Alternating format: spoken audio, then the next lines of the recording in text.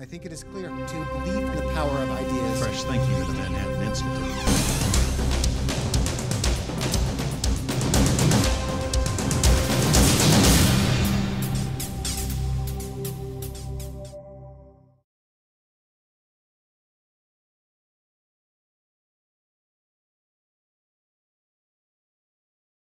Welcome, everyone.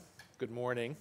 Welcome to this policy forum co-sponsored by the Manhattan Institute for Policy Research and the Empire Center for New York State Policy, which is a project of the Empire Center.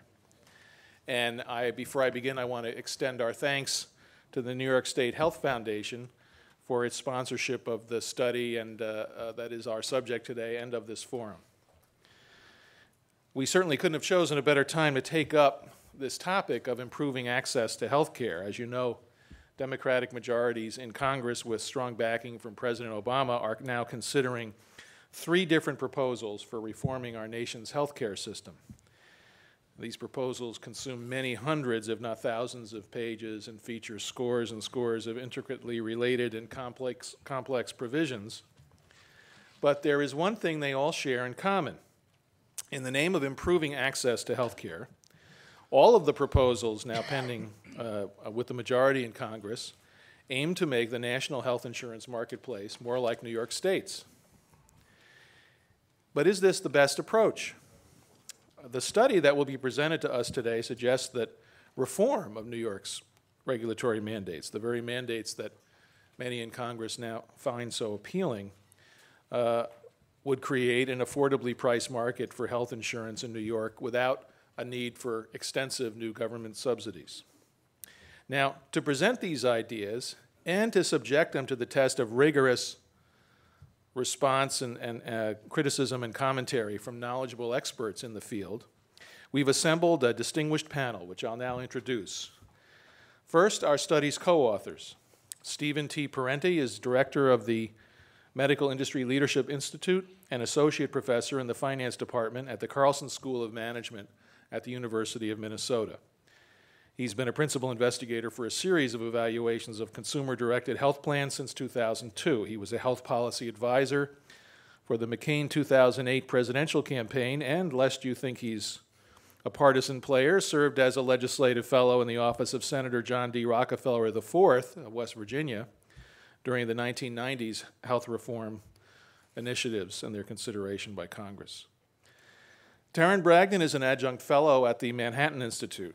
As the youngest person ever elected to the Maine House of Representatives, he served on the House Joint Standing Committee on Health and Human Services and is the youngest person ever elected to the Maine House. He also was Chief Health Policy Researcher for the President of the Maine Senate. He's Chief Executive Officer of the Maine Heritage Policy Center, a nonprofit, nonpartisan research organization based in Portland, Maine. Peter Newell is co-director of the Health Insurance Project for the United Hospital Fund. He joined the fund in 2007 after a long tenure as executive director of the State Assembly in New York Committee on Insurance and staff director for Assemblyman Pete Granis. During that time, he represented the Assembly majority in negotiations on a series of major health care reforms, including the Community Rating and Open Enrollment Law, the Point of Service Law, Managed Consumer Protection Act, and Prompt Payment, as well as HCRA 2000, which created Family Health Plus and Healthy New York. Dan Colasino, I hope I pronounced that correctly. Right, yep. Great, thank you, is Vice President of Rose & Kiernan, Inc., specializing in the field of employee benefits, and has over 30 years of experience in health plan benefit design, product development, underwriting, and sales. He's held senior marketing and business development positions with major health carriers. And last but not least, our moderator is Dr. William J. Cromie. Dr. Cromie was one of the founders of the Capital District Physicians Health Plan, which he served as president and CEO for 7 years before retiring this past July. His long career in the medical profession has included stints as a surgeon and a professor at several leading hospitals and medical schools, including the University of Chicago and Albany Medical Center, Children's Hospital in Philadelphia, and at the Naval Medical Research Institute in Bethesda, Maryland. Dr. Cromie has an MBA from the Lally School at RPI and a medical degree from St. Louis University. Dr. Cromie, I'll hand it over to you as our moderator to begin the program.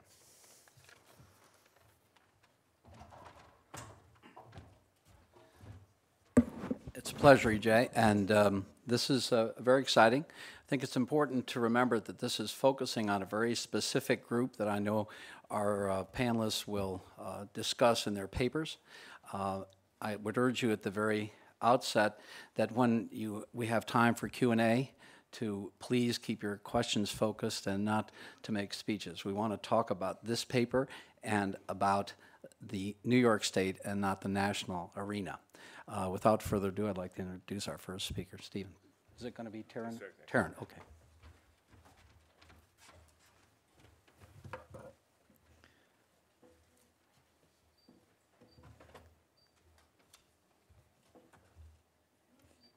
Thank you for the opportunity to speak with you all today. I think it's important as we consider federal health reform and state health reform to keep in mind the individual or direct pay market. Sometimes conversations about the direct pay market get lost in the greater conversation, and that's why it was a real pleasure to work on this paper and look at what reforms we can make to the direct pay market and what kind of impacts will they have. All right, Tim. Oh, there we go. First of all, I think it's very important to set the record straight on why this market is so important. If you think about it, it really is the private sector safety net for people looking to buy private health insurance outside of their employer. It's the only place for individuals to voluntarily buy unsubsidized private insurance if it is not available through their employer. The second thing is, when you look at the vast majority of the uninsured are uninsured for a limited period of time, most for less than 2 years. And in most states, the individual market functions as that temporary insurance market. Most states also have temporary health insurance allowing you to buy a plan for up to a year, a limited time benefit, but the individual market, for the vast majority of people in it, serves as a short-term market. People buy into the market, and then they have coverage for a couple years.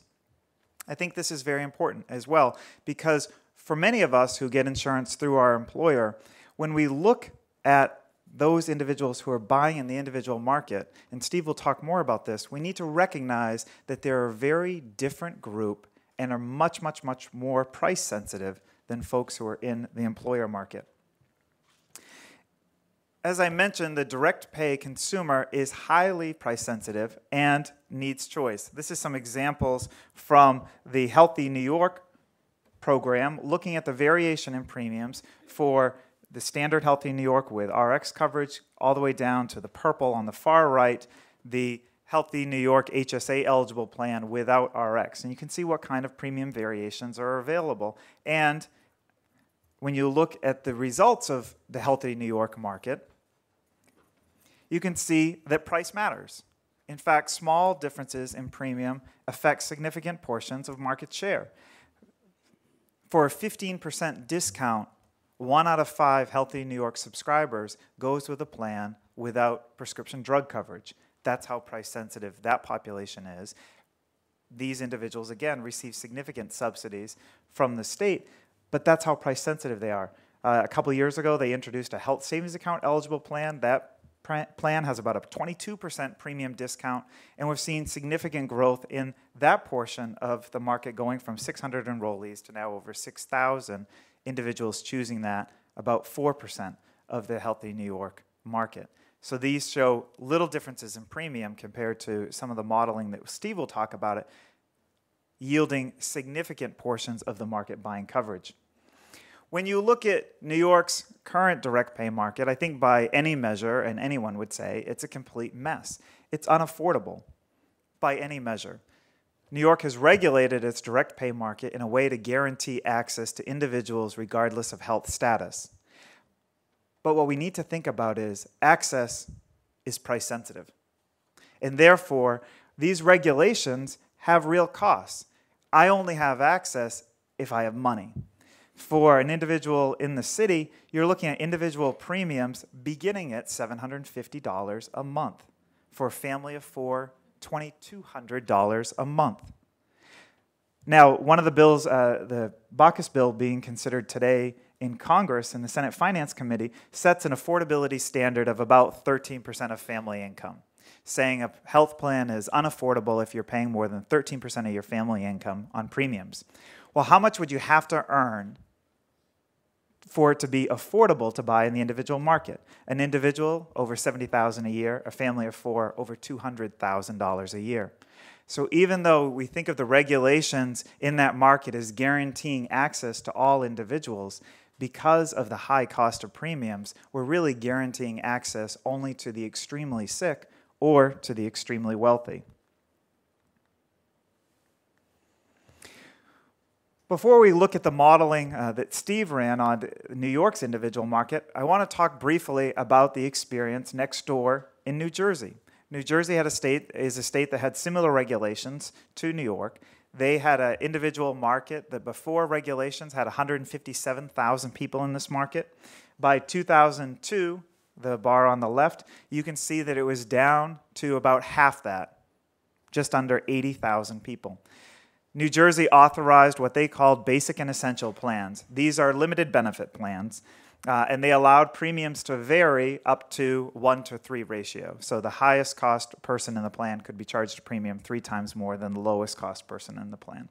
These basic and essential plans had limits on hospital benefits, no more than 90 days, and also other caps on benefits. And then individuals could choose riders as well if they wanted to buy up on these plans. What's important? Again, price matters. If you look over the last almost 7 years since these basic and essential plans were introduced, the total number of people in New Jersey's individual market has gone up by 30%, 32% actually since 2002. The number of individuals in New Jersey's individual market since the recession began has gone up 20%.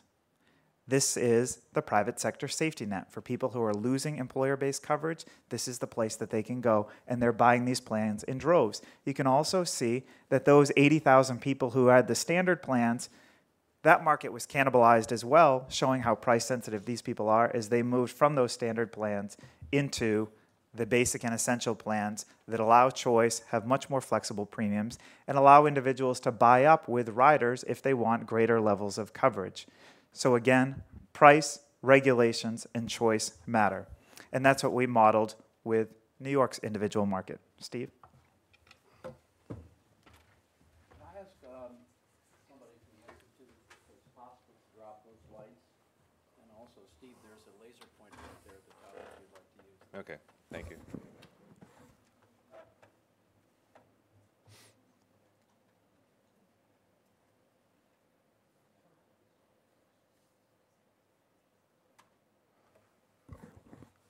Okay, I'm honored to be here to present these results. I actually spent a number of years in New York State in Rochester, both 1 undergraduate and 2 masters, so I like this place actually, but I did move away. Let me go into the results of what we found from the simulation. What I want to do is talk about 4 areas. One is talk about what New York might look like if some of these regulations were changed. That is, what if community rating and guaranteed issue were removed? What if HSAs were allowed to be sold in this market? What if the mandates were removed? And then lastly, what would happen, actually let's skip through these as questions. What would happen if we allowed folks in the state of New York to buy insurance across state lines? Okay. The microsimulation model that we use is called ARCOLA. This is a model that's been funded with nearly about $2 million of foundation as well as government money based on research initially done on consumer-driven health plans, but in the process about 4 years ago we realized that we had enough information because of the large employers that we were working with in the individual market to go much beyond just talking about consumer-driven health plans, and so we did. This model has been largely used by the Department of Health and Human Services, and it is out in the peer-reviewed literature as well, both in Health Affairs as well as several technical reports, plus the coefficients are in other journals such as Health Services Research. The strengths of this model, like I mentioned, it's peer-reviewed. It can be used for federal as well as state estimates. It's based on a microeconomic model of demand, so not to put anyone to sleep, what that means very simply is, as Tarren said, price matters. This is the model that basically makes price matter. Every change that happens in this model in terms of take-up or cost, or when we get to the federal level, subsidy impacts, for example, all happens through some sort of price mechanism, because that's mostly how the insurance regulations work. Either they affect the premium price directly through regulatory structures or the tax structure for individuals. And it can be supported through a variety of different plan choices. Now, it's not perfect. It needs survey data in order to operate. When we've done this at the federal level, we use the Federal Medical Expenditure Panel Survey. That database does not give information at the state level, actually. So to do this, for this study, we actually had to have a Zogby survey of 1,000 people in New York State that would most likely be the market for the individual insurance area. It has never been bench or head-to-head tested against some of the other models that are out there, except when we did do work on HSAs, we found that we predicted much more accurately about 3 years back what the take-up rate would be for HSAs. And it does work only through price, but price is the dominant factor that affects insurance choice. And that's backed up by about 20 years of economics literature. So what choices do we put into this market? We have 3 different options of PPO, and these are really PPOs and point of service, and you can even think of them as managed indemnity plans given what the state of the New York market is. The low being pretty restricted and lower price, medium option being a little less of a copay that you have to pay, a little less co-insurance, and then the higher options, which are pretty generous plan designs. And then we also allow for an HSA, and that HSA does include a nominal payment in the account, so it's not just purely a high deductible plan. And those are numbers that you can barely see, so I'm going to try to call them out to you and let you know what we're finding. I'm going to go through 3 sets of slides, 3 sets of figures. The first focuses on what happens if we remove community rating and guaranteed issue from the New York State market. The answer is we see a drop in the uninsured by about 37%. It's probably, of all the things we model, it is the most significant. If we then actually include HSAs in the market, it leads to a further drop, but not actually percentage-wise greater than the initial 37%. If you just went HSAs alone, it'd be a different story, but altogether, whoa, it's not that big. So what's the impact of interstate competition? And in this case, we assume that people would not be buying their policies in Nebraska and Alabama and other things, that they would go to just local vendors, if you will, in Pennsylvania and Connecticut, which have lower premiums in general. And we found that if there's a 100% participation rate, there would be a 26% reduction in premiums if people were just allowed to buy across state lines. That would have to be some sort of reciprocity amongst insurance commissioners to let that work. And then if 25% of those eligible did this, that also would lead to a pretty substantial reduction of 17% of the market space. Finally, what if we reduce the number of mandates in New York State? There are over 50 mandates in the state of New York. It's one of the higher mandate states. There are states that have higher numbers, but if we reduce them, first of all, to, say, by just 20 mandates, we would be talking about not that big of a decrease, only about 3% reduction in the uninsured. If we reduce, say, 40 of the mandates, we're looking at a 9% reduction in the uninsured. So it's substantial, but clearly community rating and guaranteed issue are where the biggest bang for the buck will be, or that combined with interstate insurance pricing. So, in summary, community rating and guaranteed issue, while a good policy in the sense of what we know they're trying to achieve to help people and to protect people, they also at the same time reduce the number of people that can get coverage largely through a price effect. Introducing the HSAs helps, but it doesn't help dramatically. Letting New Yorkers buy across state lines would be a solution, but it's not as impressive as letting the community rating and guaranteed issue laws change. And then reducing the number of mandates would also work, but not nearly as big as some of the other effects talked about previously. And with that, I'll have Tarren wrap up.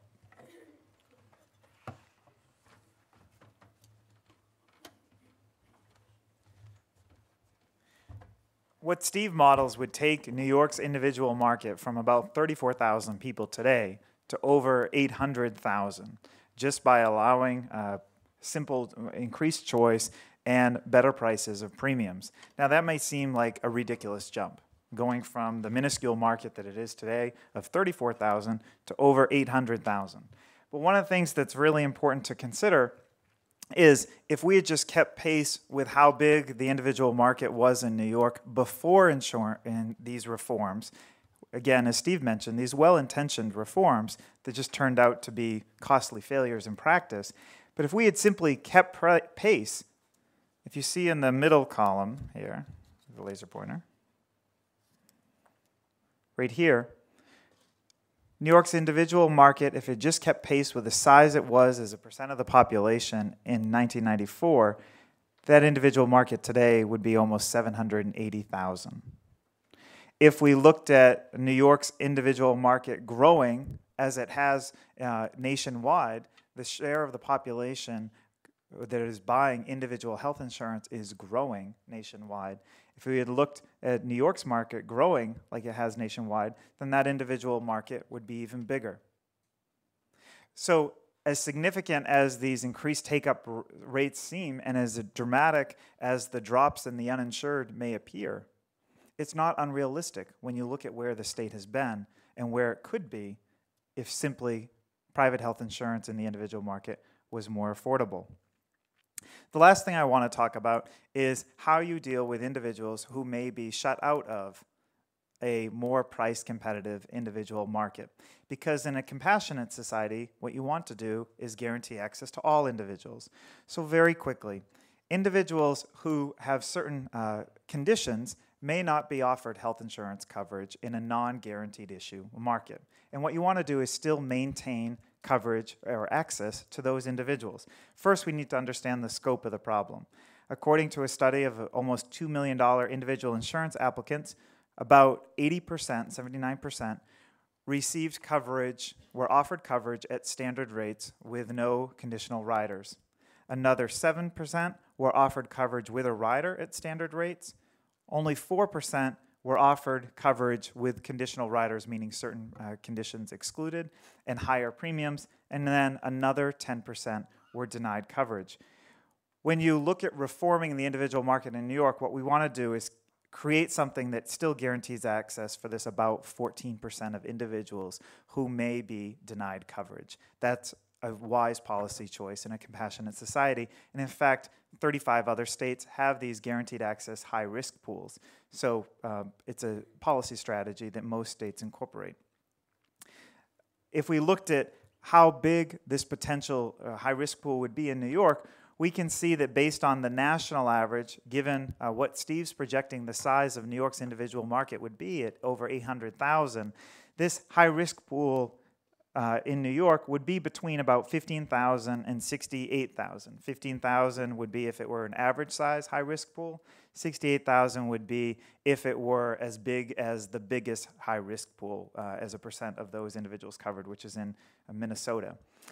Nationwide, there are about 200,000 individuals in all of these 35 states that are in a high-risk pool, and collectively they cost about $700 million in subsidies.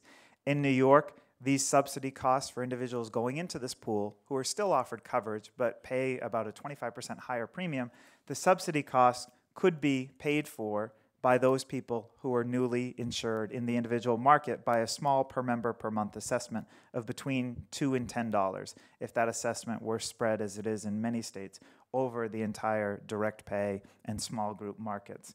And again, I put this last bullet point on here. For comparison's sake, Texas has about 24 million residents. They have about 1.2 million people in their individual market, and their high-risk pool is 28,000. So again, what we're looking at is how do we create individual health insurance to create more choices, to have more affordable options for individuals, and how do we also have a compassionate public policy that maintains access for those individuals who may, because of their chronic conditions, be uninsurable, but still want to have access to private health insurance. So that's what the guaranteed access risk pool would do as well. Thank you very much.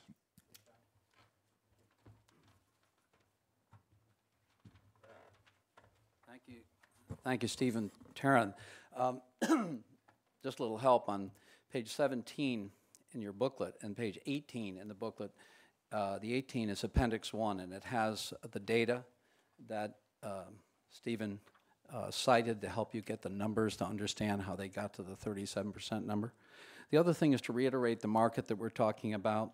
This is the direct pay market, which is understood as the residual market for Americans who do not obtain coverage from their employer or qualify for public programs.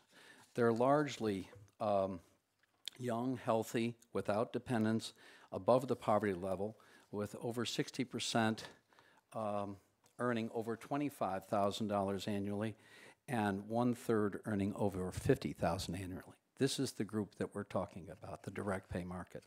In response to this excellent presentation, I'd like to ask Peter Newell to respond.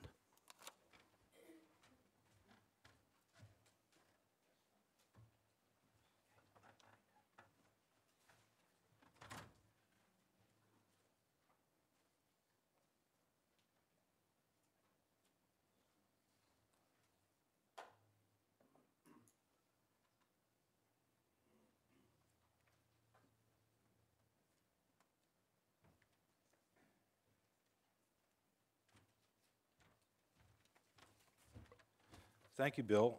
Although I'm sorry that Jim Nickman couldn't make it today. I know I speak for all of us when I say that I'm glad to see you up here sitting today. It's really nice. I'm from the United Hospital Fund. I'm filling in for Jim Talon today. Jim very much wanted to be here, but he has a commitment in Washington. Who knows what he's doing up there these days? I don't know. But he's always enjoyed our conversations with Tarren and the Manhattan Institute over the years, and the interplay, and I think he's also, always appreciates that, unlike some of the other things you've seen lately, a tone of civility, prevails, even though we sort of bring different ideas to the table. So for that reason, you won't hear me characterizing this plan as one to create sickness panels staffed by big insurance company bean counters with no clinical training and empowering them to review your private medical records and decide whether you'll be pushed into a government-run insurance plan. So thanks, and thanks to the Institute, too, for hosting this event. It's a beautiful spot, and I think a museum is an appropriate place to be discussing these old ideas. So I called this swimming in the tide and against the tide, and EJ mentioned this. There is an emerging consensus in federal health care reform. God knows where it's going, but as EJ said, it does appear to be moving the rest of the nation towards New York, and there is an increasing body of evidence that does two things. It suggests that subsidies or price reductions alone don't get you universal coverage or near universal coverage, and also, although it might seem counterintuitive, mandates actually are not as much of a cost factor as earlier literature has suggested. I want to just talk about a couple of differences in the way we see the world, and then talk about the model. Although, as I told Bill sort of warned me, don't get into the weeds on this micro simulation, and I said, don't worry, I'm completely incapable of taking anyone into the weeds there. But I will just point out some questions I have, and then get into the specifics of the proposal. Tarren and I do differ on, the individual market and what's there. I think you'll see at the top there's the quote from the paper, and I think the baseline that he talks about in 1994 is based on census data for the individual market, and the 34,000 number is really just what's in the standardized direct pay market. In the next column over there, you see, this year's census estimate of who's in the directly purchased or individual market in New York. It's a number that, people sort of scratch their heads about, but I think if you use one for the baseline, you have to use one for, what's happening now. The third column is what Urban used when they did the modeling for the state. They used 250,000, and they included the non-standardized individual market, which is about the same as the standardized market these days. It's stuff that was grandfathered. It's from earlier reforms. It's hospital-only policies. And then they used Healthy New York Individual, and you can argue about whether that should be in there or not. I mean, there is government assistance, but it's the subsidy is blind to enrollees, and there's sort of minimal government intervention. It's, the people are in it purchase directly from the health plans. And then there's some other enrollment in the individual market that doesn't turn up in the number. There's sole proprietors, who purchase kind of a hybrid product that's not a group product, but it's not an individual product. There's association plans like Working Today, Freelancers Union. I think they're up to, close to 20,000 enrollment. So there is some other enrollment in there. And then secondly, below, here's three markets: New York, California, and Texas. California and Texas, I think, are more like the markets the authors would want to see. They have high-risk pools, they have medical underwriting, they have age rating, sex rating, they have limited benefit products. And as you can see, their uninsurance numbers are quite a bit higher than ours. And I think it just shows this is a very complex problem. If it was easier, we would have finished the job, a couple of decades ago. Next, uninsured by income status. In a nutshell, I think Tarren and our view of what the income of this population is a little different. I think they just generally they view it as a slightly higher income population than we do. And I think the reason for that is I'm at a loss because Danielle Holohan, who's my colleague and our numbers expert, is not up here to backstop me. But when we do our analysis of the numbers, we use this health insurance unit model. So if there's three people living in a household and they have income of $100,000, that's one thing. But if there's three people living in the household, but there's two insurance units, in other words, a couple and a nephew, and the nephew can't be covered under a family policy, this health insurance unit uses that as two separate households within that household, and I think that decreases the income somewhat. Just a couple of technical issues with the Arcola model.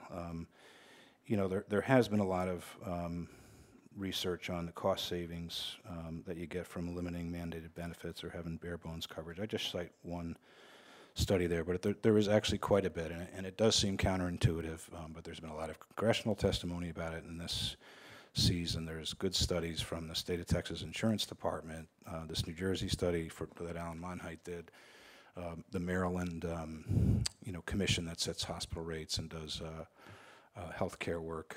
The state of Massachusetts did a mandate study recently, and they approach it from some different perspectives, but they come to pretty much the same conclusion, that it's really not a big ticket. And then I guess this is as close as I'll get into the weeds, this elasticity of demand issue, which basically is if you decrease the price a certain amount, either through a subsidy or a regulatory change, as these gents are proposing, how many people take up coverage. And Steve and Tarren note that their model finds greater responsiveness to some others. Table 2, they cite a 42% change in premium causes a 2,285% change in enrollment. When we worked with Gorman Actuarial to do a model of the market merger last year, the number that they came up with for a 20 to 30% premium reduction was 12,000 to 25,000 new members. And then I just cite a recent study here that talks about 4% of the uninsured would purchase coverage with a 50% premium subsidy. There's been a lot of focus on this issue lately, and I think it's why so many scholars have concluded that without an individual mandate, you just don't get close to universal coverage, because that's what you need to push you over the top instead of just subsidies. To their credit, Steve and Tarren pointed out that their model's different, and there's a passage in the paper that explains it. I just wanted to put it in a little bit of context. There's three columns: the Parente Alcorna, Columbia Glee, that's a New York State Health Foundation funded study that Sherry Glee did, and then Urban Partnership for Coverage. And running down are the different components of them, and they're not the same. It's not apples to apples, but the first few rows are pretty similar, and then in bold, you're highlighting sort of where they differ. But you'll see in the last column, 810,000 or 816,000, I guess, from this model. Gleed and Columbia were at 100 and 130,000, and Urban is at 400,000, and that's with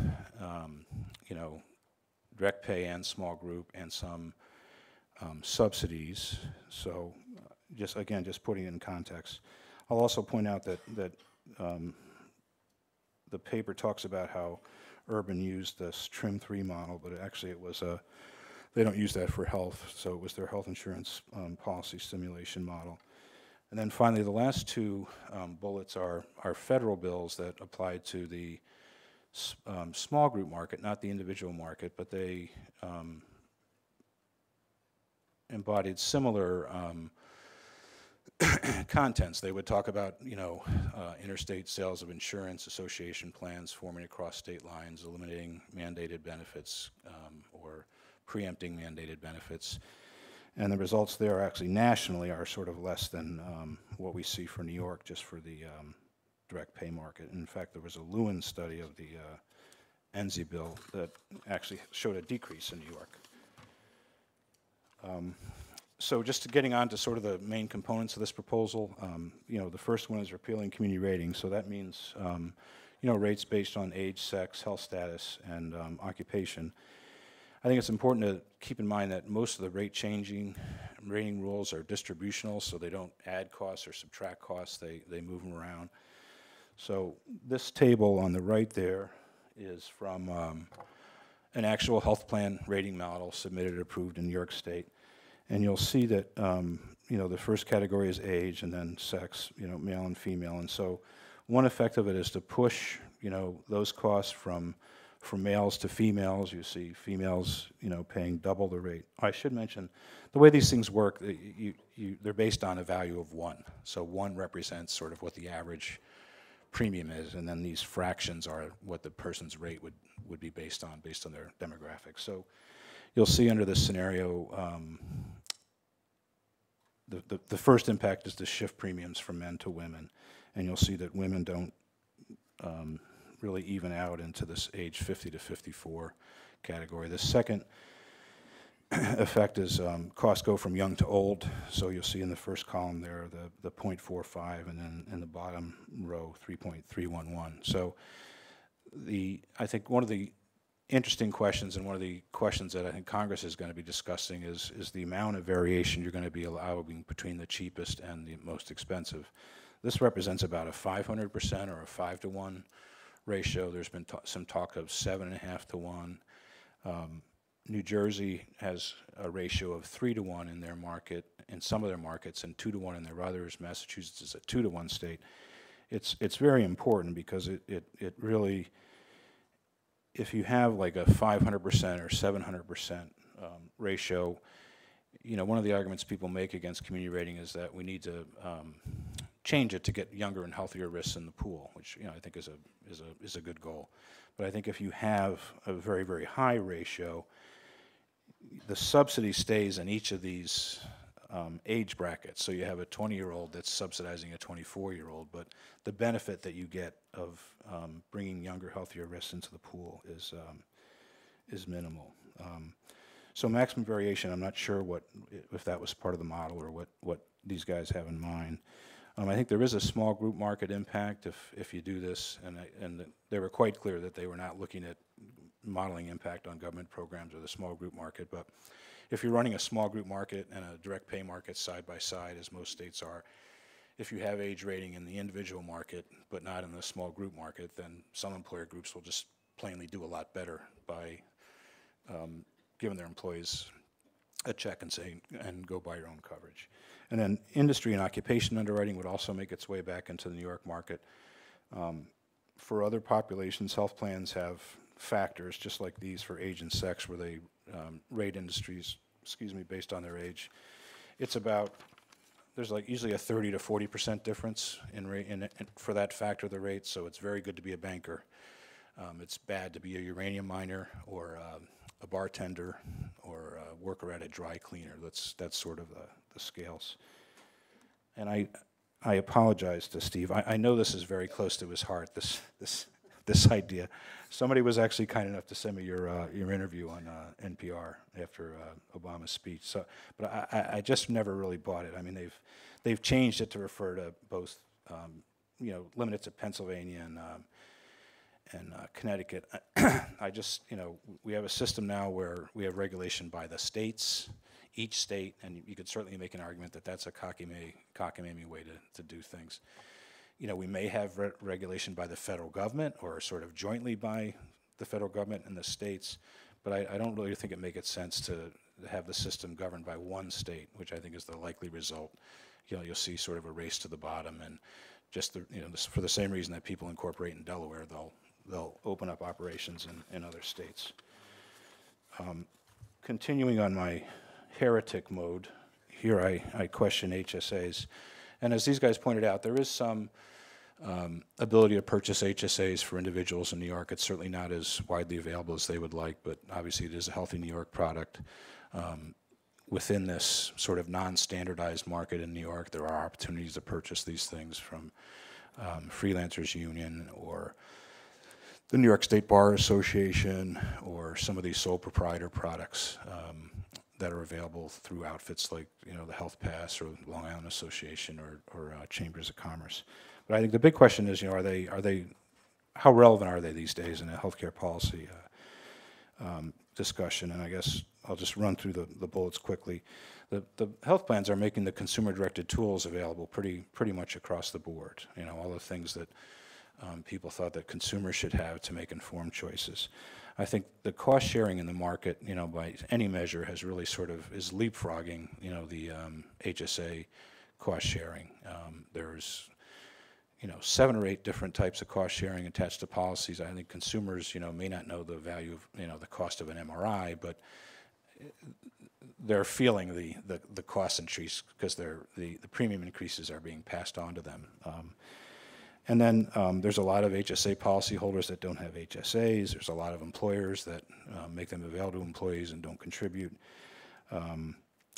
There's some evidence that compared to comprehensive coverage, HSAs mean more missed health care, lower consumer satisfaction, higher out-of-pocket costs. And I think the question I have is and I've heard from different health plan executives that, you know, these HSA or high cost sharing products are picking up market share these days. And I think the question is that, you know, just represents sort of a desperate, you know, bid by an employer group to, you know, hold on to coverage because coverage with high cost sharing is cheaper, or is it a sign that people are embracing the concept that's wrapped around with HSAs or not? Going on to the guaranteed issue high risk pool, you know, this is a decision you have to make, and obviously we've decided, you know, not to. There's been lengthy discussions in New York periodically going back to '92 and since then. So, you know, it's a decision making. Certainly it means it's less risk for insurers, I think, who are relieved really of the responsibility of being on the hook for these higher risk consumers and for, you know, managing that risk and managing those health care needs. So I think it's great for them. I think that there is more risk for consumers, and I think consumer groups representing people with chronic illnesses have, you know, talked at forums like these and other places of their discomfort with high-risk pool concepts, you know, despite, as Tarren, you know, points out, the, you know, completely badly broken New York direct pay market and these sky-high rates. But I guess sort of a couple of questions I have, if the effort here is to hold consumers harmless, or, you know, say impose a 25% penalty on them and their premium for being sick, then what's the point of going to all the trouble to segregate them? You know, just keep them where they are and figure something else out. And I think what Tarren and Steve have talked about in terms of a high risk pool, you know, I think it's reasonable to. I mean, I think it's good of them that they're going to cap the rates for sick people at only 25% higher than the standard rate. There's lots of risk pools that have much higher caps than that. But I think that 125% rate is tricky because it's going to be based on which of those bands you fall into, male, women, or age. So you might be 25% more than the standard rate, but it might be quite high if you're older, if you're a woman. And I just don't know. And the other thing is, you know, there's been a lot of good work lately about the impact of cost sharing on people with illnesses. Karen Politz at Georgetown did a very interesting study comparing some plans in California and Massachusetts from the connector and how they affected people with specific diseases, breast cancer or diabetes, whatever. And no surprise, the cost sharing for people with an illness, even under a policy that, you know, got the gold seal of approval from the connector, was, you know, quite extraordinary. And I think it's hard to sustain, too. The way these guys have set it up, there'll be no government involvement in terms of premium subsidies. It's all going to be assessed on policyholders. But that's hard to do. Florida, you know, shut down their high-risk pool a few years ago. California's high-risk pool has a waiting list, which I checked the other day. It's not very long. It's I think down in the hundreds or something like that. But they also have a $75,000 benefit cap. So that's when your benefit caps max out. That kind of policy would be illegal for anyone in New York, let alone a person for with higher medical needs. I don't know. I mean, I was intrigued by the parameters these guys did for the size of it and the cost, but I don't really know where to take it. Excuse me, 453 million. Even in New York, that would be a pretty big hit. You know, I think the HICRA surcharges are over 3 billion now, but you know, 500 million. I think people would notice. But I would point out that the current stop loss subsidy, 38 million, is only covering a third of the claims. Bare bones coverage, you know, there is some non-standardized coverage available in New York. You can buy a hospital-only policy for under $200 from Empire, plans like that. There is stuff out there like that. As I said, I think the previous savings from eliminating mandates are, you know, not so big. A couple points on New Jersey Basic and Essential. As Tarren points out,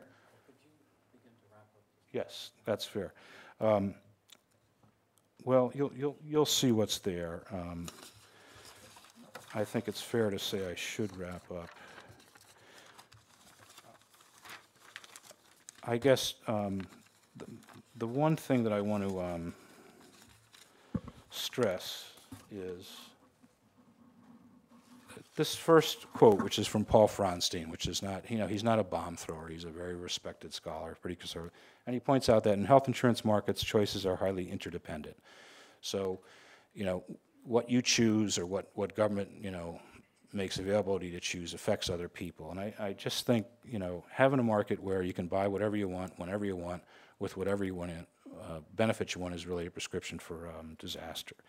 And I think that's why we have Medicare Part B and Part D late enrollment penalties, because you shouldn't be able to just come in the market and be a free rider for a couple of years or 5 years or 10 years and decide you want a drug benefit. And then conclusions, use positive results for the young, healthy, and wealthy, mixed bag for lower income New Yorkers who, depending on what happens in Washington, might have a subsidy available for a good policy. Higher rates for women, older New Yorkers, sick New Yorkers, and people in cert applications. Certainly a big increase in direct pay enrollment. Cheaper products are available to people. There's no doubt about that. We can argue about the size of it. I think it would undermine a comprehensive market for individuals in New York. That was the conclusion that Urban reached in their modeling for the state. I don't think it's an efficient way to run a market, and I do think it increases administrative costs. Steve and Tarren, you know, are arguing about the cost of regulation. I think there's a cost of deregulation and the kind of duplication and the costs of underwriting, you know, that health plans do. And I think it makes comparison shopping very, very difficult if you have just sort of a proliferation of slightly different policies out there. So thanks for your forbearance. Bill, I'm sorry I ran late.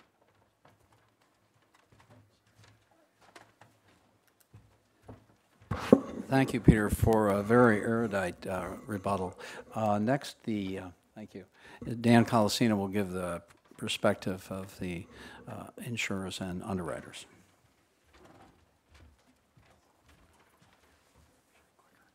No, I'm not clicking today. All right. Somehow, Peter, I knew you and I'd be on different sides of this before we even got going here. The position that the status quo is acceptable by just saying whatever, if we change something, it's not going to be right, I think is not going to serve us at all. So the way I looked at the proposal today that came from these two authors was that, you know, what was in there that would be effective. Usually I don't comment on policy papers. Policy papers tend to be something that is written at 50,000 feet and usually doesn't translate into anything meaningful or effective. But I thought this was a more of a ground level approach, and that's where I've been. 36 years I've been in the insurance industry. on the carrier side, on the broker side. So my perspective is really a ground level perspective on this.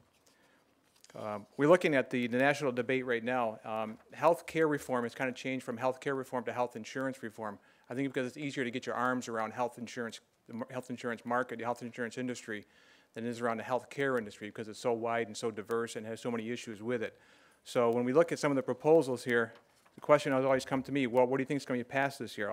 Something's going to be passed, but I think it's going to be something along the lines of health insurance reform. I think that's basically what we're going to see. I'm basically in agreement with this paper here, and that's not because we have given similar testimony in the past. In 1991, before the small group and individual market reforms were given, I worked for Support Services Alliance, one of the companies that was on Peter's slide there. We actually argued against that reform. Our feeling was that, as it is today, that flat community rating and guaranteed issue was going to destroy the market.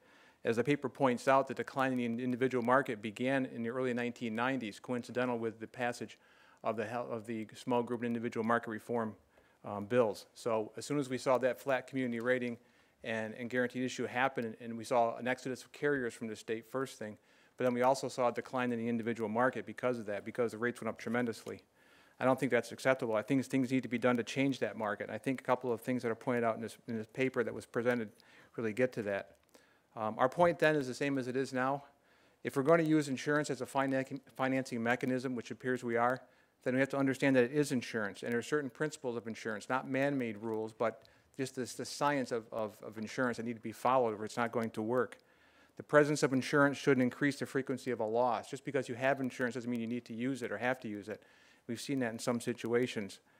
Events that cause a loss should be random. We're going to get into this a little bit later in here, but if you smoke a cigarette, you're going to get sick. That's not a random event, yet we're expected to pay for people in those situations. I think there's some recognition on underwriting we're going to talk about in a second too, that we need to get back into. It should be a random event. And if it's going to be a planned event, not that anybody plans on being sick, but basically we read now if you smoke you're going to get sick, that insurance should, you should pay more for your insurance than somebody who doesn't smoke. The same thing happens in life insurance. You pay more for life insurance than you would if you smoked than if you didn't smoke. And the reason for that is not that you're going to die, we're all going to die, you're going to die sooner. So the accumulation of funds in that life insurance policy doesn't have much time to reach the point where a payoff is for the beneficiaries. And also, the event should result in a significant economic loss. So we've gotten away from that. An office visit is not a significant economic loss. Yeah, they're $100, $150 right now, but a significant economic loss is a hospitalization. It's the $5,000, $10,000 hospitalizations. Those are some of the principles of insurance and risk management that we need to come back to if insurance is going to work as a financing mechanism. I think some of the regulatory and legislative efforts that have been pointed out already have impaired these principles and have led to the adverse selection that we see in the small group and the individual market. Interestingly, I was okay until Troy Oshner walked in. I'm worried about my license being renewed. I think he must have left already. I can say whatever I want then. But some of the regulatory efforts have been focused on prior approval, that if we put prior approval in place, then the carriers won't raise their rates as much. And that really hasn't shown. When there was prior approval, we still saw increases in the market prices. And I don't think prior approval of that, and it's one thing that hasn't been brought up in the paper at all, which I don't think it has a place in the paper. I think you correctly draw, and Peter, we agree on this, we correctly draw the conclusion that the mandate-free bill, the Freedom Bill, has been introduced into the Senate, at least in the last couple of sessions. It's supposed to be a mandate-free bill. There's not significant savings there.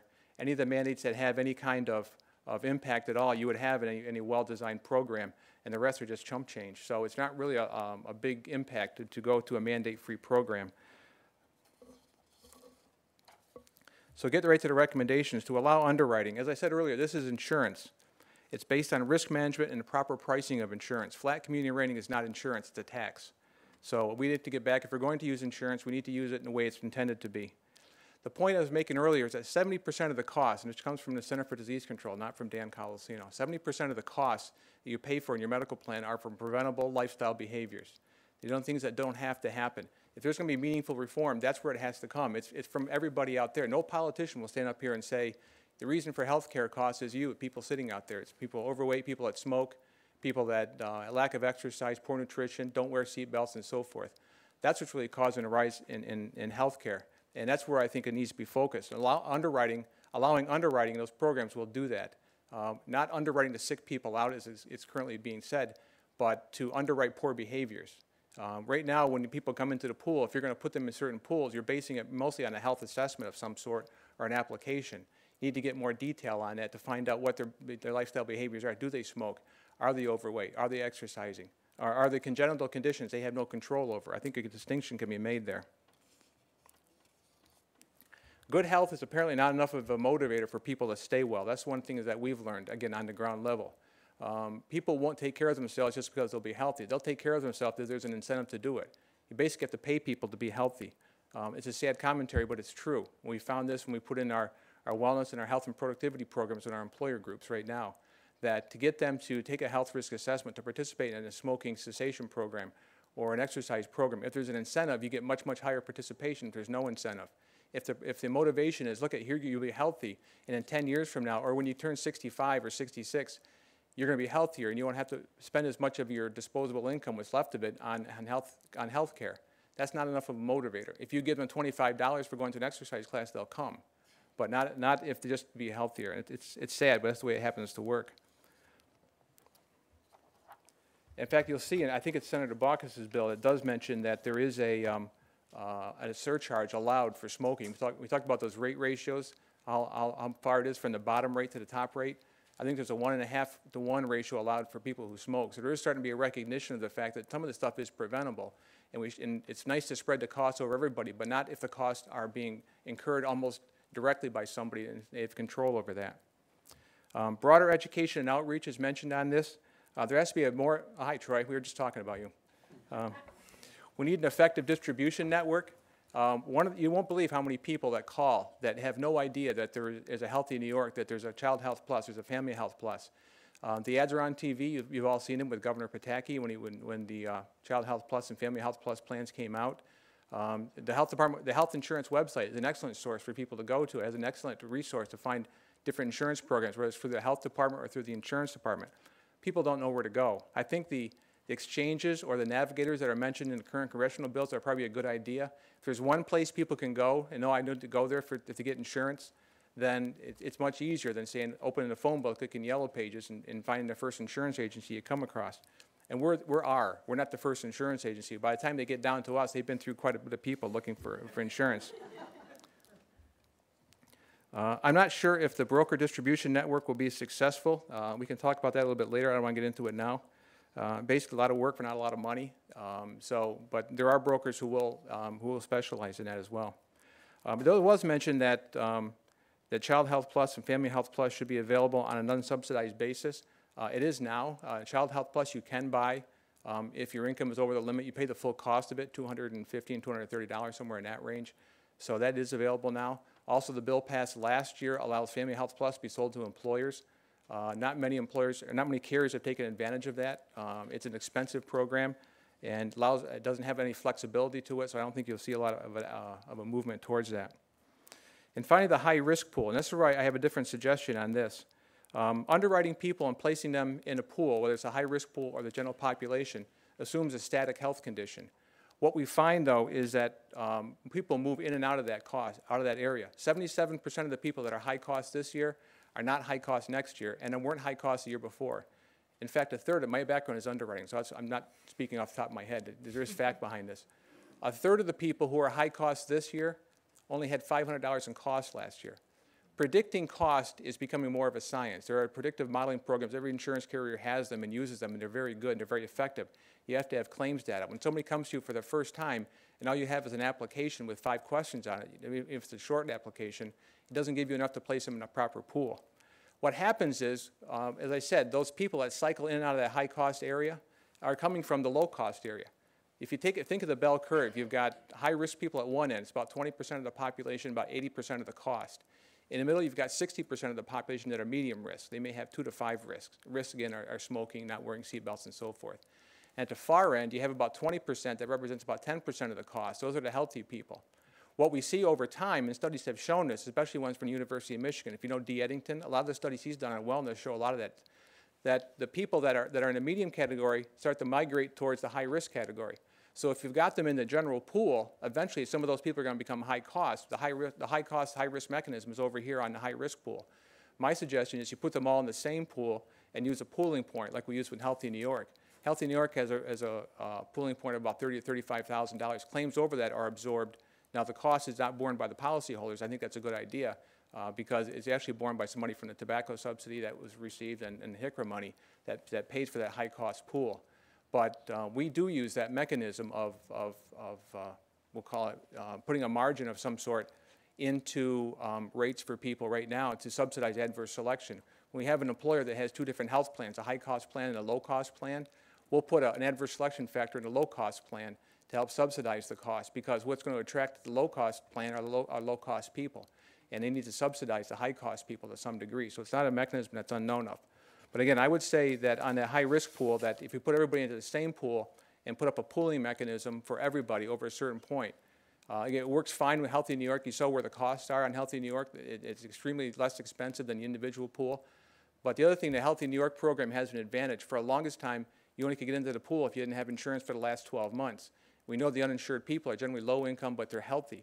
So people were coming into that Healthy New York pool were already healthy to start with. And then we had that high-risk mechanism up there on top of that. So that's kept the cost down. So there is not a direct comparison in all cases of the Healthy New York pool to the direct payment or the group pool. But I think the high-risk mechanism is a good model for that.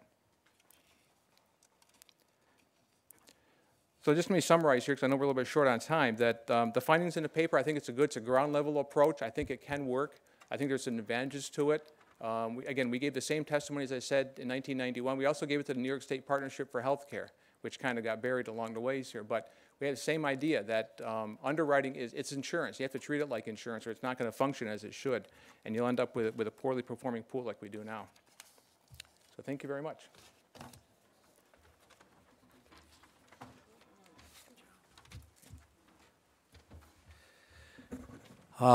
That was terrific, I thought. I really admire our two authors for bravely going into this direct pay market and trying to sort out a solution to the problem. I think the responses by Peter Newell from a perspective of state government looking across a variety of different states, a variety of different options that have been tried in the past is very helpful. And Dan, who I've known for many years, brings the underwriting perspective, which is really on the ground, looking at insurance as basically a risk.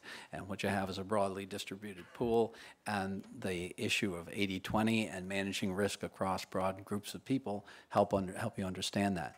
The purpose really of this event is to get questions from you, to help you help us digest what you've heard, have your questions and queries about it, objections or agreement. So I'd like to open this up for questions now. I'd like to also thank the panelists for being on time. I was given marching orders to be finished by 10 o'clock in terms of the presentations and to leave a half hour for questions. The other thing I need to ask, are the microphones live up here on the table? I don't believe they are. Are they? Okay, so I think check to see if your microphones are, yes, mics are open. What I'd like you to do if you're a questioner is to stand up, give your name and who you represent, and tell who the question is directed to. If it's to the whole panel, that's fine. If it's to an individual, that's fine too. Wait for the mic to ask the question, please. And we have the mic.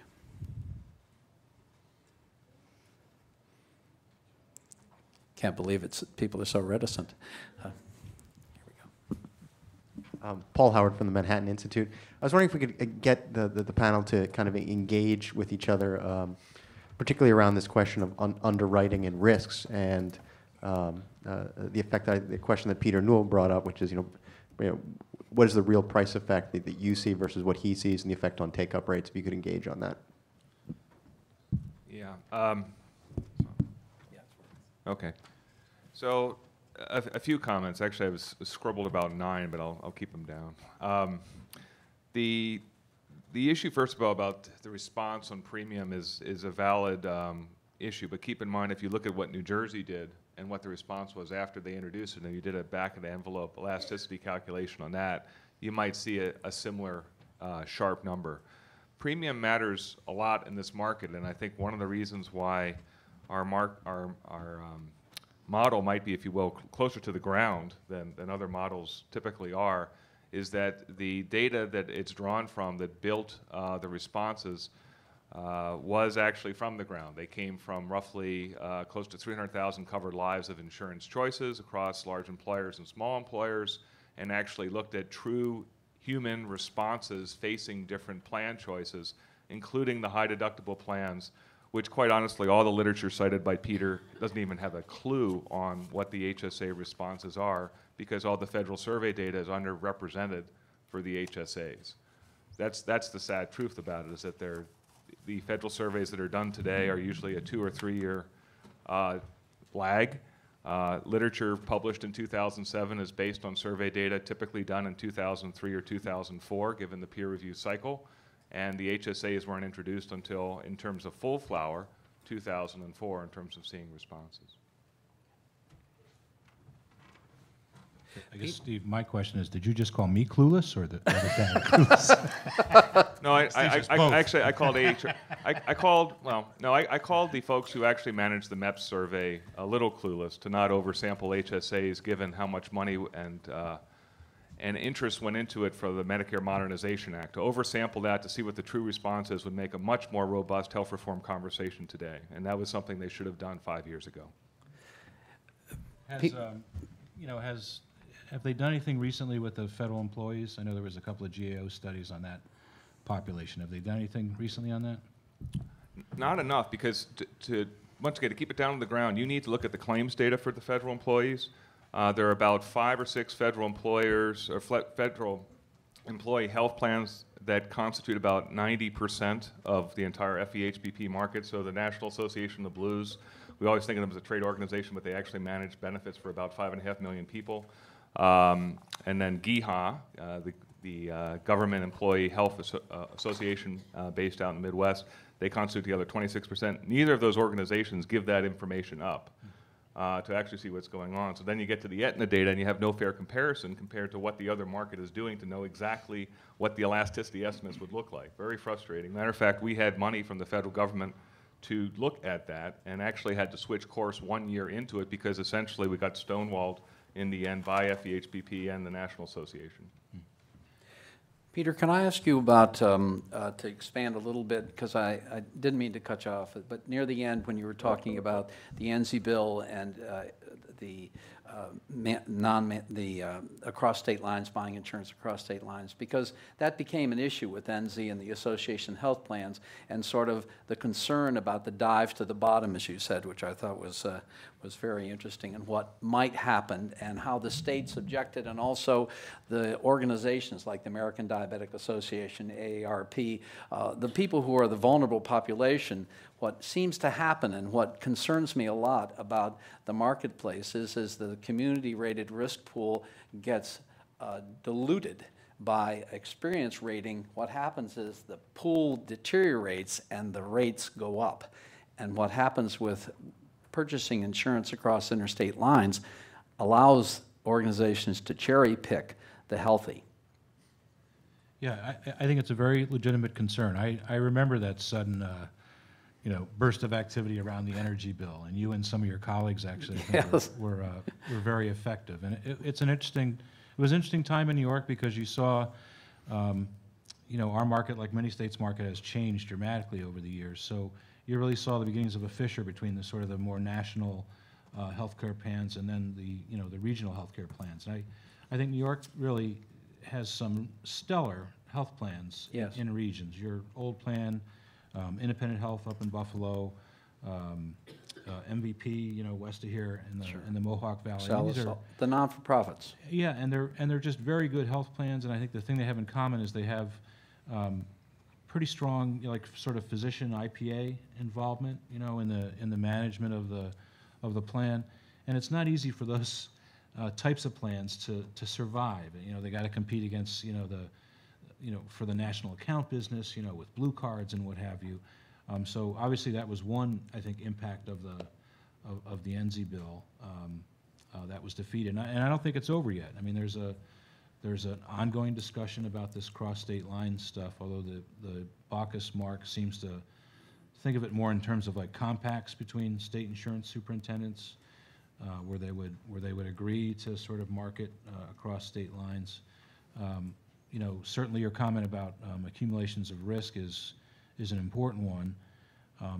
As I touched on in my report, you know, choices are highly interdependent. Mm-hmm. You know, one thing I've seen in the market is that, you know, there is segmentation occurring between sort of the comprehensive HMO products, which used to be the sort of the daily special, and now they're you know, the most expensive item on the menu. I mean, I think that's the certainly reason. It's the erosion of the pool over time. Yeah.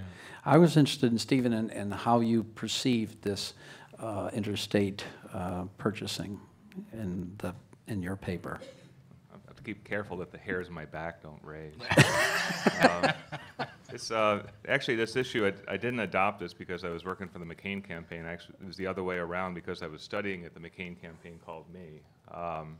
In 2007, when the McCain campaign had no money and they were like living on Cheetos in an office in Crystal City. It was a sight to behold, let me tell you. A few things. First of all, there's just go back in legislative history a bit. The reason why we can't purchase insurance across state lines, and it's not just health insurance, it's all insurance, goes back to the McCarran-Ferguson Act of 1945. And as I understand it, the reason why there was an act was that there was a lawsuit case in 1944 that was in the Supreme Court that pretty much found that against the defendant that essentially the insurance benefit, it actually wasn't health at all, it happened to do with a liability issue, could not be adequately administered over a great distance, and previous to that, insurance was governed under interstate commerce. And so the ruling that the Supreme Court justices came up with saying, you know, insurance is a different animal because of distance and basically control, so we suggest heavily to Congress, why don't you make this into an act?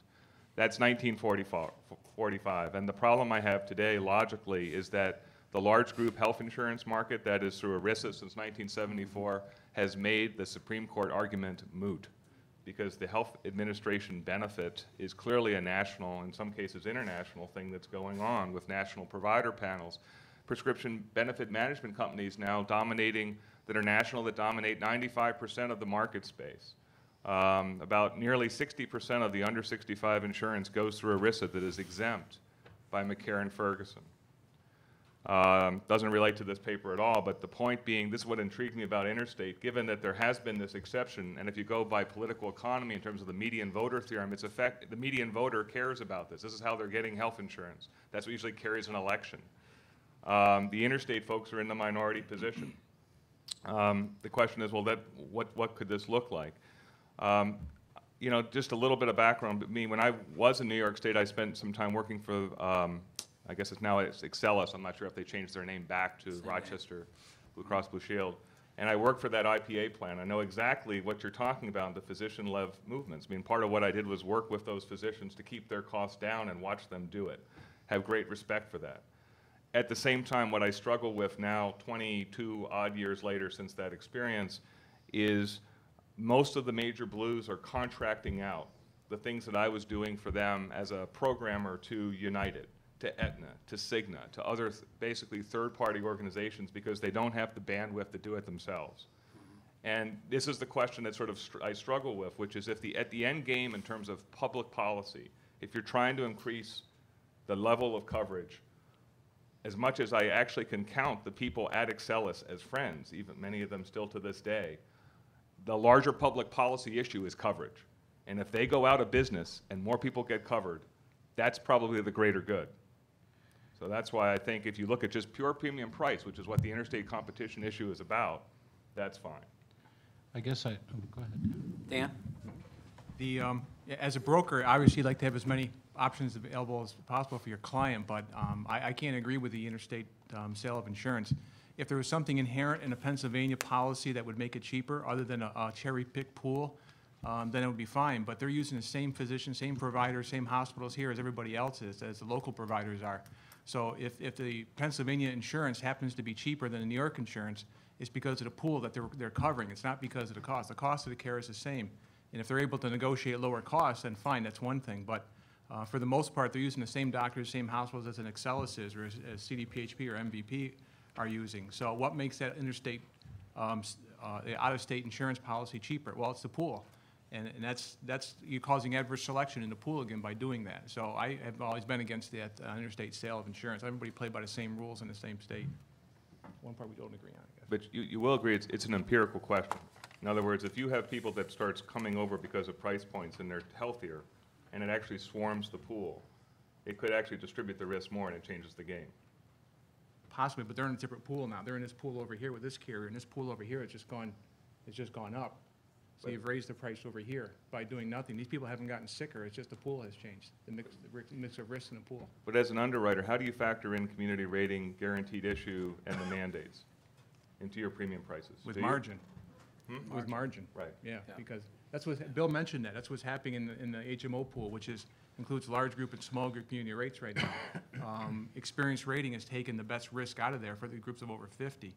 And what's left in there are the groups above 50 that have costs that are higher in the community pool. So we see a trend spike on the HMOs, which is greater than we see on the indemnity type plans, the PPOs and the point of service, just because of that reason. There's sort of unintended consequences too. These are practical, like Dan was saying, as practical as a broker. The health plans that are in the state employ people. They provide jobs. They basically contribute to the communities, and they're part of the fabric of the community. When you have this across state lines, that's an impact. It's an unintended consequence. You have no idea what the impact is, but I think it may be significant. Maybe it's too mundane to even think about, but I think the perturbations as a result of that could be significant. Bill, I had a question for Steve and Tarren. So after your new take-up of 800,000 or whatever, what is the 1.7 left or whatever look like? Did you look at that at all through your modeling? Are they very low income, or are they just sort of irresponsible, or more temporary, or what is that? What are the characteristics of the people that are still, the 1.7 or whatever that are still uninsured at the end of this? We didn't do a distribution of who they are, but we can do that pretty quickly. I mean, I think your comment at the end, the last bullet, they're healthier and they're wealthier and everything else like that. Not categorically in terms of where folks are. It's actually more of an even distribution. You do find that there's a relationship between income and a take-up of insurance. If they have the means to do it, they're more likely to do it. The other thing that's sort of a little interesting, this came from our earlier research, is that for consumer-driven health plan stuff, the biggest thing that determined whether you took a consumer-driven health plan was not that you were healthier, which is what everyone said and everyone argued in the op-ed stuff in the New York Times. It was income. And actually what we found as sort of a counterintuitive response was that in some of the more generous consumer-driven plans, if you had a chronic illness, you were more likely to choose the consumer-driven plan because of the perception of greater panel choice and things like that that were in the markets. And so some of those preferences are hard to tease out in the data that's there, but we did try to do that because we asked similar questions in the Zogby interview. I remember Paul and other people were kind of like, why are you asking these weird questions about health plan preferences? But it actually allowed us to calibrate the model back to the stuff we published in the empirical literature on the stuff before. Peter and Stephen, it's interesting just from my previous experience. What we thought would happen with the consumer-driven plans would be that it would inhibit the utilization at first dollar spend, so that there would be more thoughtful utilization of benefits. It couldn't have been further from the truth. The chronically ill bought this plan, burned through their benefit, paid the $2,000 deductible in the first month, and then were fully insured for the rest of the year. And so, like I say, adverse consequences, the unintended consequences, who would have thunk it? But that is exactly what happened with those plans. Just one quick comment. There's a paper that we haven't published yet. It's a working paper that the Department of Health and Human Services paid for that shows that when people are subjected fully to a full replacement consumer-driven health plan design, they couldn't choose it. Because we found the exact same results and published those. Did you? Mm-hmm. It's a different story. They actually... cost curve did bend down. There's an issue about one particular preventive services, colonoscopy, that went down that's a little concerning, but physical exams stayed about the same. But otherwise, cost increases year over year went from about 6% on average to about 3%. And when you say full replacement, that was the only policy that was the only policy. They could only choose a health savings account or a health reimbursement arrangement. And it was actually roughly 100,000 covered lives we're looking at with about a 30-state overlap in terms of markets. Yeah, the employers seem to like the health reassurance accounts because basically they hold that account. The HSA account is portable, so they are willing to. The good part of it is they fund it. Some of the HSAs, as you pointed out in your paper, they say they're going to, but they actually don't. And so that was a trend that we also saw. Do you think that, to get really to the mundane, the fact that the American consumer is completely disconnected from the actual cost of health care allows these kind of policies over time, allows us to control costs? Because the basic tenet, and Dan was being very direct about it, 75% of the factors that drive up healthcare costs are self-inflicted. And the American public has an attitude that I want the best healthcare, I want it now, and I want somebody else to pay for it. So until you get that disconnection, and I wonder how you're thinking about this, how do we begin to really address the real cost of healthcare? Because it was an accident of a wage price freeze that resulted in employer-based insurance. How are we going to move away from that? Because to me, the twin evils are fee-for-service medicine, which is driven by fee-for-service, so it drives up utilization, and employer-based insurance, which is not portable. Big question, but you're the man. Dan and I are kind of soulmates on this question. Let me tell you what I found when I did the consumer-driven health plan research that kind of shocked me a little bit. You asked the question, or you mentioned the issue about why the consumer-driven health plan folks burn stuff through, and there were folks that had chronic illness, and that was about half the population, Yeah. and the other half didn't. And the other half of the population, you might say, well, what happened? Did they all suddenly find going to the hospital fun, or why are their costs so much higher? And the answer was they started, part of it's lifestyle, but part of it's also, I hate to say it, a little bit of a moral hazard issue. The stuff that's not so fun, but at the same time someone's paying for it, why not? A lot of orthotics, a lot of orthopedic procedures, a lot of knee replacements, a lot of arthroscopies, a lot of steroid injections, a lot of cardiac cath, that's all outpatient, some endoscopic procedures.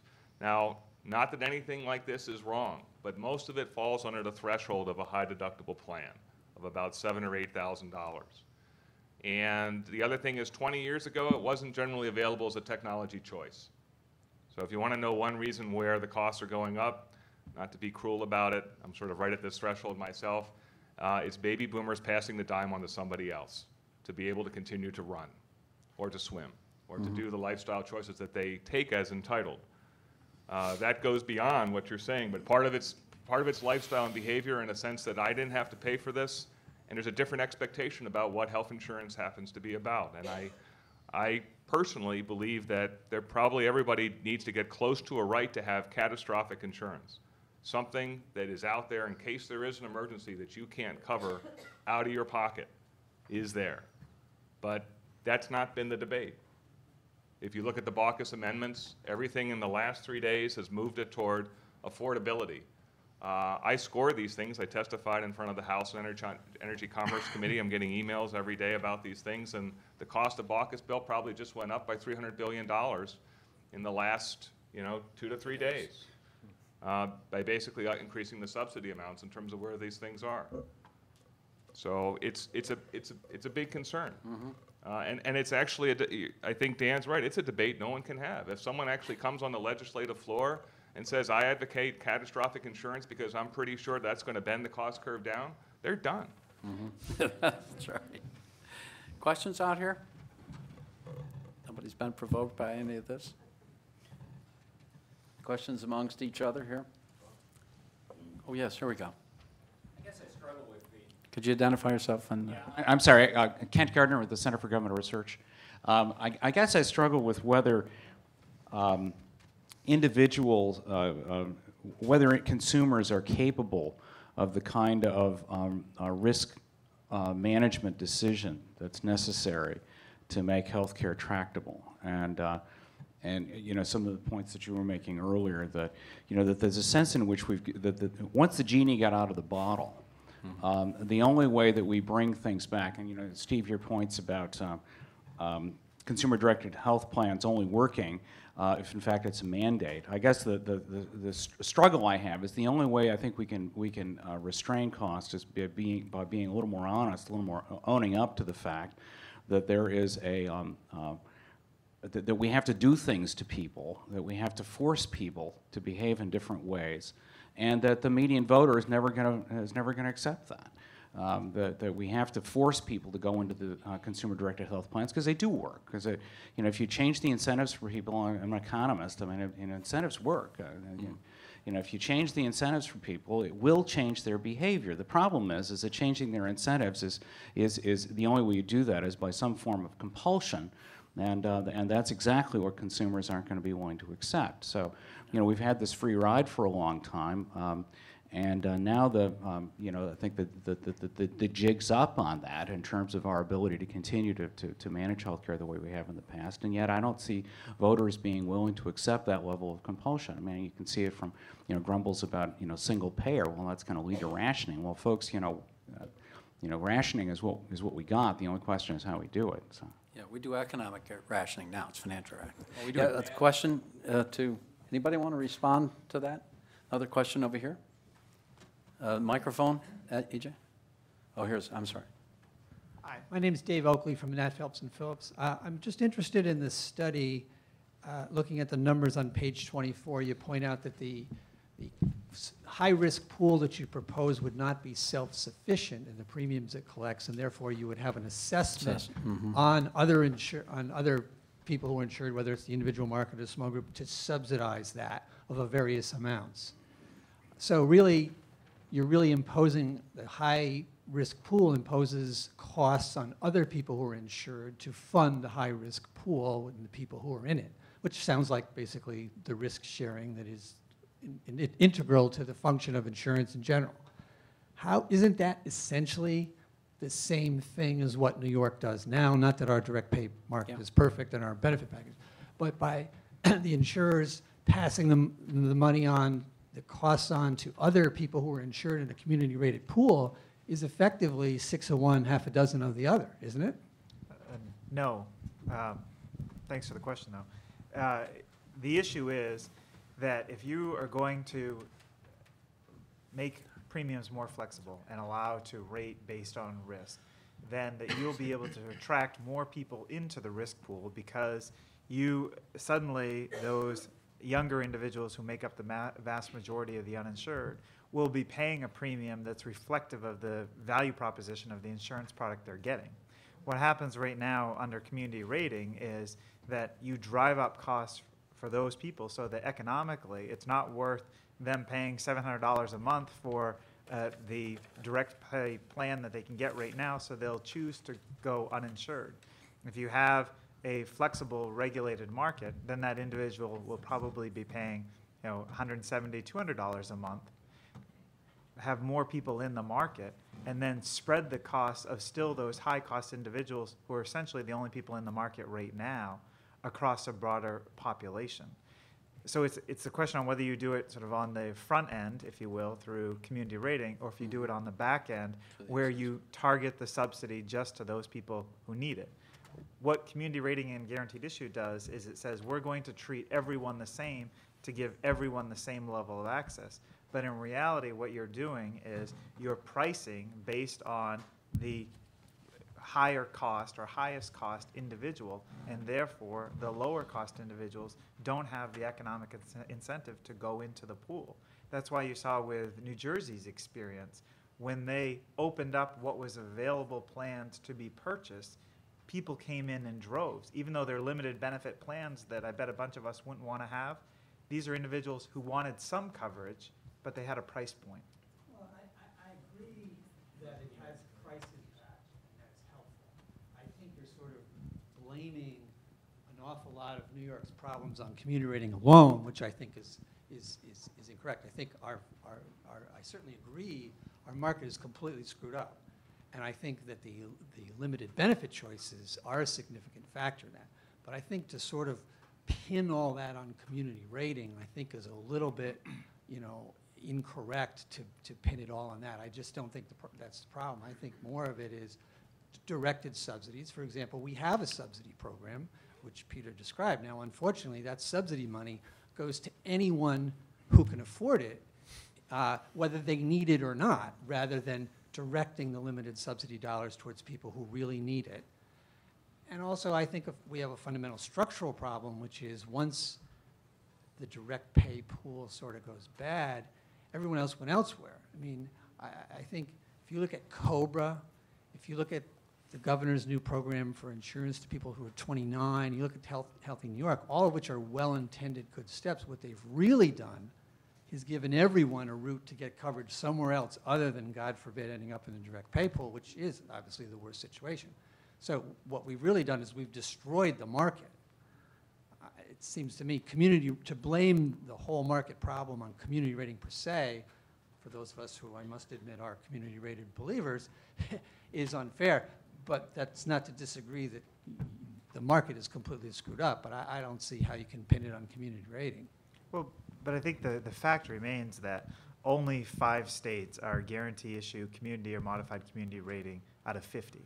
And the 35 states have high-risk pools. Now, I'll give Peter that some of them aren't well structured. That's why I don't think that they should be funded out of a general fund or out of a state appropriation. I think a functioning high-risk pool benefits the people who have private health insurance outside of that pool just as much as it benefits the people who are within the high-risk pool. And that's why the funding of it should be off the books, if you will, and be sort of solely funded by an adjustable per member per month assessment on those people in the small group and individual markets.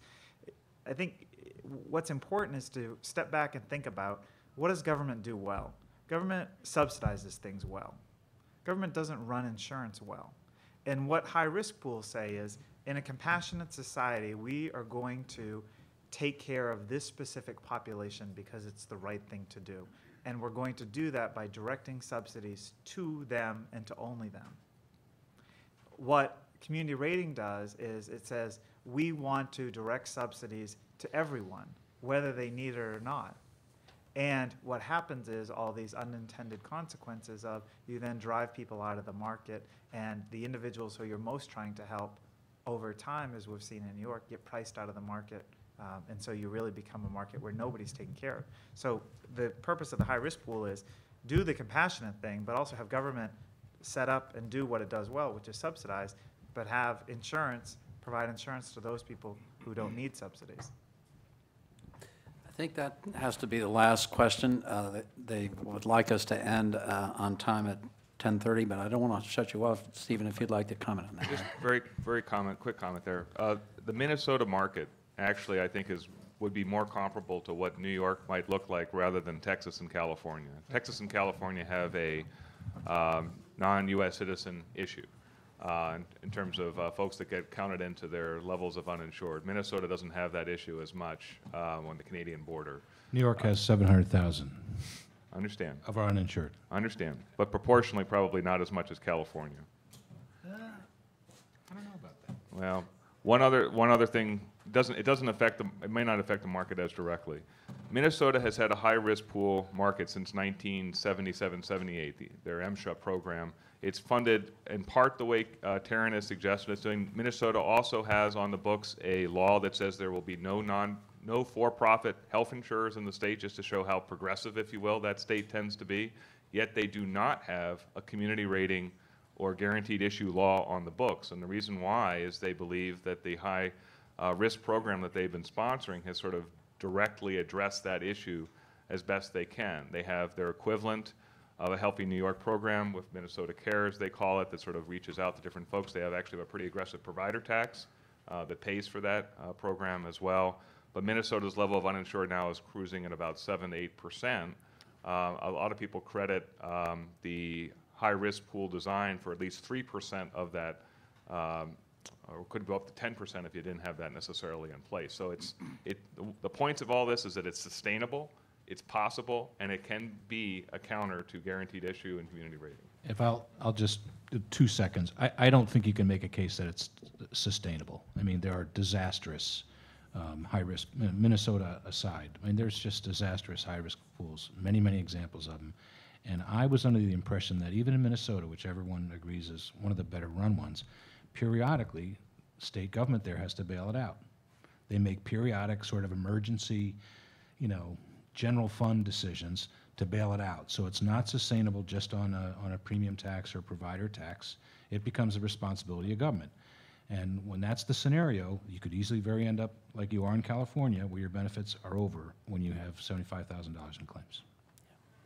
I hate to end on that, but we have to end. And I'd like to thank the Manhattan Institute for hosting this. I'd like to thank both of our authors, Steve Parente and Tarren Bragdon, Peter Newell and Dan Colosino for their comments, the New York State Health Foundation. And I'd like you to be aware that this conference is videotaped, will be available under the Events tab on www.empirecenter.org. www.empirecenter.org. Thank you all very much. I think it is clear how fortunate we are to believe in the power of ideas. Supply the common sense and the fresh thinking of the Manhattan Institute.